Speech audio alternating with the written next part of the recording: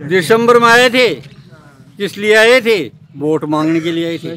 हर party वाला आया था, हर कैंडिडेट आया था, ठीक है ना। लेकिन जीतने के बाद में कोई ऐसे धन्यवाद बोलने के लिए नहीं आया कि ग्रामवासियों आपको धन्यवाद है कि मैं जीत गया। नमस्कार, मेरा नाम है राजपाल शेखावत और आप देख रहे हैं आपनो सीकर। प्रदेश में कांग्रेस की सरकार को 3 साल पूरे होने वाले हैं और 17 दिसंबर को प्रदेश की सरकार इसे एक प्रकार के जश्न के रूप में भी दिखाएगी। लेकिन ऐसे में हमारे लिए ये जानना बड़ा ज़रूरी है कि क्या प्रदेश में विकास हो रहा है, क्या गाँव में जहाँ तक आम मीडिया नहीं पहुँच पाती है, मीडिया नहीं दिखा पाती है, वहाँ पर क्या विकास हो रहा है। आज हम पहुँचे दातारामगढ़ तहसील के गाँव कांटिया में। जब यहाँ पर हम पहुँचे और देखा तो यहाँ पे सबसे बड़ी समस्या है पीने के पानी की। जब पीने का पानी नहीं है तो बाकी की चीज़ों का तो हम क्या ही बात करें। इसके अलावा बाकी की दूसरी समस्याओं की बात करें तो ना यहाँ पर पानी है, ना चिकित्सा है, ना सड़क है। आइए हम गांव के लोगों से बात करते हैं और देखते हैं उनकी क्या समस्याएं हैं। पहली समस्या तो पानी की है। वो पानी 2 दिन से 3 दिन से जो ये ट्यूबवेल से टंकी में इकट्ठा करके छोड़ते हैं और टैंकरों के द्वारा पानी पीते हैं। दूसरी समस्या ये खोरा हेडक्वार्टर, पंचायत हेडक्वार्टर खोरा, उसका आवागमन का बिल्कुल ही रास्ता ख़राब है। और तीसरी समस्या है कोई अंगुली भी कट जाती है तो दांता जाना पड़ता है, यहाँ कोई ट्रीटमेंट करने वाला है नहीं।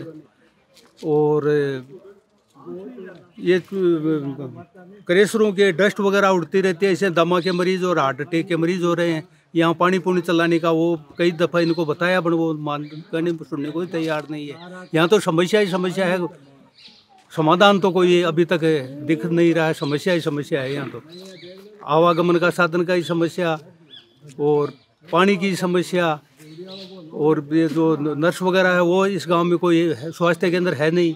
दूसरा जो गरीबों को अनाज वगैरह मिलता है वो भी 3-4 किलोमीटर से खोरा से जा करके लाना पड़ता है, सिर पर ढो करके लाना पड़ता है, नहीं तो 40 रुपये किराया दो किसी ऊँट गाड़ी वाले को।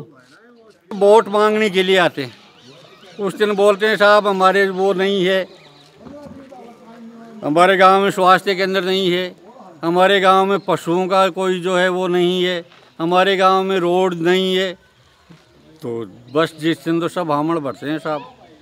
इसके अलावा बाद में आकर के कोई यहाँ तक नहीं पूछते कि कांटिया वालों तुम कहाँ पर बसे हुए हो। 3 किलोमीटर मोटा मोटी 3.5 किलोमीटर का 4 किलोमीटर का खोरा पंचायत है हमारी। उसमें जो ये आजकल बोलते हैं प्रधानमंत्री ने जो दे रखे हैं, कौन से खाद्य सुरक्षा के गेहूँ, खाद्य सुरक्षा जो गेहूँ दे रहे हैं उनको लोग लाने के लिए पूरे दिन लाइन लगी रहती है। महिलाएं, बच्चे, बूढ़े, किसी से नहीं चला जाता। वो फिर क्या करता है, कोई ऊँट गाड़ी को किराया करके ले जाता है और उसमें अपने पैसे दे करके और रख करके लाता है। तो कौन कौन सी बताएं, किस किस को बताएं। वो क्या बोलते हैं, अंधेर नगरी और चौपट राजा। तो पिछले 3 साल में आपके यहाँ पे जैसे कोई स्थानीय विधायक है या कोई सांसद है, कोई वो आए यहाँ गांव में? आए थे वोटों से पहले दिसंबर में। नहीं, सरकार बनने के बाद में सरकार बनने के बाद में इस गांव में तो किसी ने पाँव नहीं रखा है। और क्या बोलोगे, मतलब वो थे सब भी आते और कोई आते नहीं। दिसंबर में आए थे, किस लिए आए थे? वोट मांगने के लिए आए थे। हर पार्टी वाला आया था, हर कैंडिडेट आया था, ठीक है ना। लेकिन जीतने के बाद में कोई ऐसे धन्यवाद बोलने के लिए नहीं आया कि ग्रामवासियों आपको धन्यवाद है कि मैं जीत गया। कम से कम वो तो बोलनी चाहिए ना, उसमें तो पैसे ही खर्च नहीं होते हैं खाने के लिए। अब भगवान जाने कैसे कैसे आदमी काम चलाते हैं। मुझे तो इतना वो सोचता हूँ कि इस गांव का आदमी कैसे अपना काम चलाता होगा। सबसे दुश्मन हो गई है क्रेशरें, जिनके खेत है आधी कांकड़ हमारी जो है इनकी ड्रस्ट से।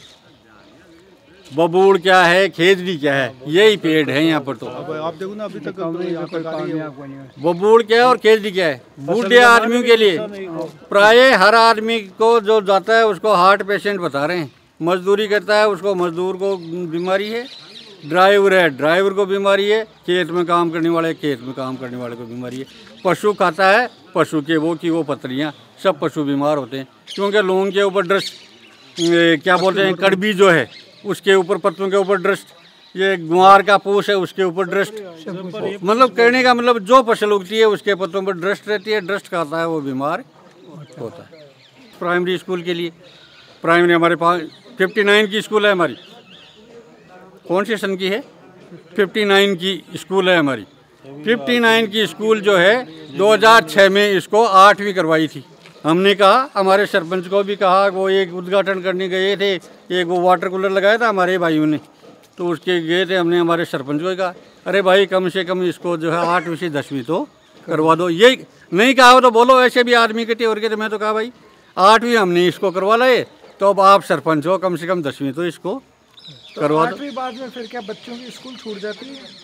छूटती है और क्या होगा, प्राय क्या होगा? आप सोचो कि नहीं बच्चे जाए, आप सोचिए, आप इस गांव में होते, आप बता दिया 10-12 किलोमीटर है दूर, आप इस गांव में होते, आप इस गांव में होते तो क्या कहते?